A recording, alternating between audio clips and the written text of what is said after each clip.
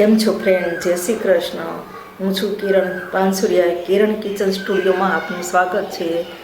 તો આજે આપણે એવું લાગે કે આપણને જલ્દી ઉતાવળ છે, ઘરમાં સરગવો પડ્યો છે, તો ઘરમાં સરગવાનું આપણે શાક જલ્દીથી થાય નહીં તો કઈ રીતે કરવું? સરગવાનો મસાલો કરવો, સરગવો બાફવો, પછી કુકર ઠરે ત્યાં સુધી આપણે એની રાહ જોવી, અને પછી પાછો એનો મસાલો કરીને આપણે ભરવો, પછી વઘારવો, તો કેટલી મહેનત થાય. તો આજે આપણે એ રીતે સરગવાનું શાક બનાવીશું કે ભર્યા વગર ભરેલા સરગવાનું શાક. અને કુકરમાં આપણે બહાર જવાનું છે કે કોઈ મહેમાન આવી ચડે છે કે જલ્દી શાક બનાવવાનું છે, તો હું તમને એવી રેસીપી દઈશ કે આપણે 5 જ મિનિટમાં બની જતું ભર્યા વગર ભરેલા સરગવાનું શાક આપણે તો આજે બનાવીશું. તો કઈ રીતે બનાવવું એ હું તમને કહીશ. આજે હું બનાવીશ કુકરમાં ભર્યા વગર ભરેલા સરગવાનું શાક. તો કઈ રીતે બનાવવું તે હું તમારી જોડે શેર કરીશ. તો મારો વિડીયો લાઈક કરજો, શેર કરજો, ચેનલને સબસ્ક્રાઈબ કરજો, બેલ આઇકોન દબાવવાનું ભૂલતા નહીં. કમેન્ટમાં લખજો મારી રેસીપી કેવી લાગી. મેં આ સરગવો લીધો છે. આપણે આવો જાડી શીંગું જોઈને લેવાની અને તાજો લેવાનો. હવે આપણે આને સમારી લઈશું, આવડા ટુકડા કરી લઈશું. આ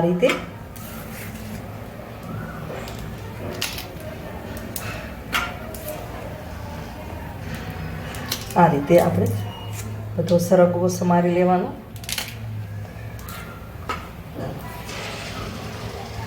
કારણ કે જાડો લઈએ તો એનું શાક સારું થાય.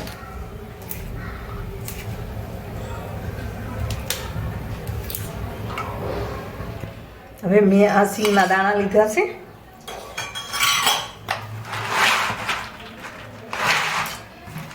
અને આપણે થોડા ખાંડી લઈશું આ રીતે.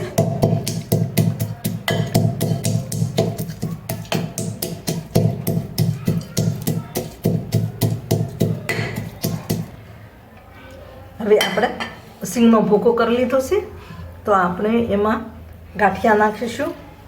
તમે એમાં ચણાનો લોટ શેકીને પણ નાખી શકો, ફાફડી નાખી શકો, ચવાણું નાખી શકો, જે નાખવું હોય તે નાખી શકો. આપણે આ સિંગનો ભૂકો કર્યો એના ભેગા જ આપણે ગાંઠિયાનો ભૂકો કરી લઈશું.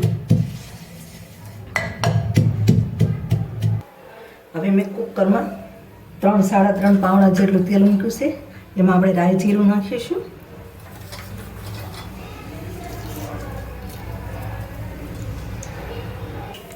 રાઈ જીરું નાખ્યું. હવે આપણે રાઈ તો તળી ગઈ છે તો હિંગ નાખીશું.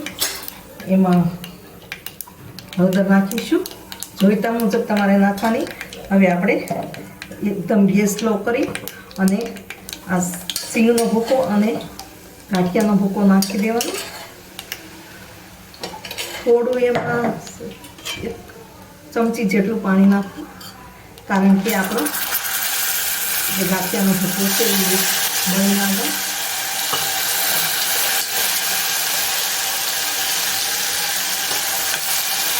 અને તે ખાઈ જાય સરસથી.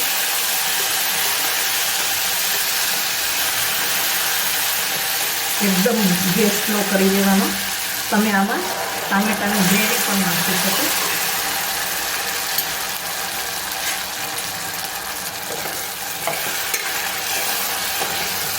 હવે આપણે હળદરને હિંગ તો નાખી દીધી છે, લાલ મરચું નાખીશું.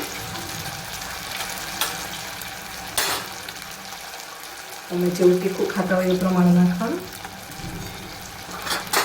અને મીઠું નાખીશું. ગળ્યું ખાતા હોય તો ખાંડ નાખવાની.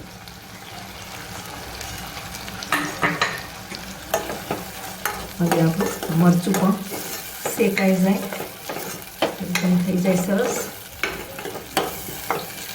હવે આપણે આમાં સિંગું નાખી દઈશું, જે આપણે સમારી.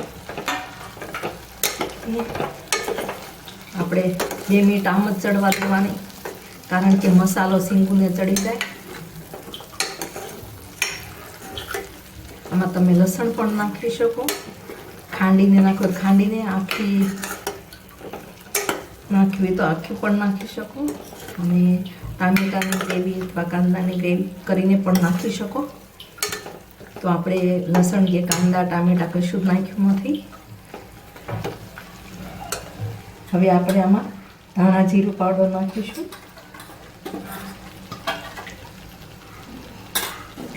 બધું મિક્સ કરી લઈશું.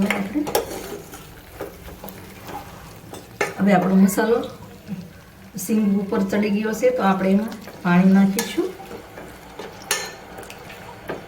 અને આને એક વિસલ વગાડીશું.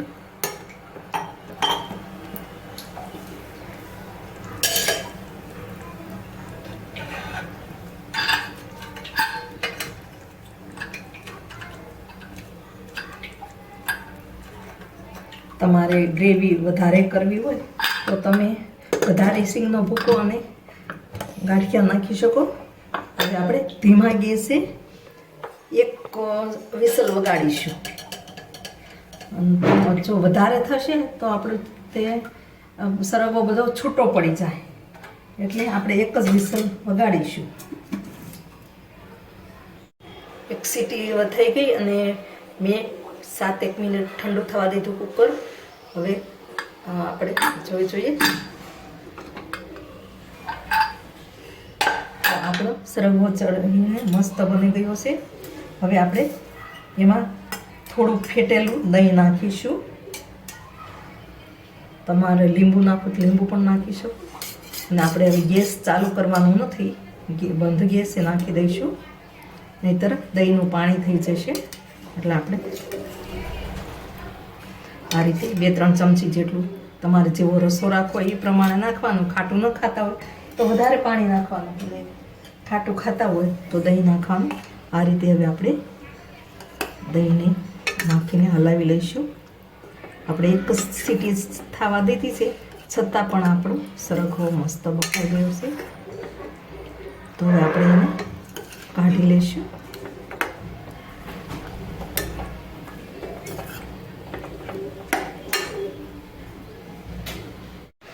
તો આપણે કુકરમાં પણ ભર્યા વગર ભરેલા સરગવાનું શાક બનાવ્યું છે. તો આપણું શાક બનીને તૈયાર છે.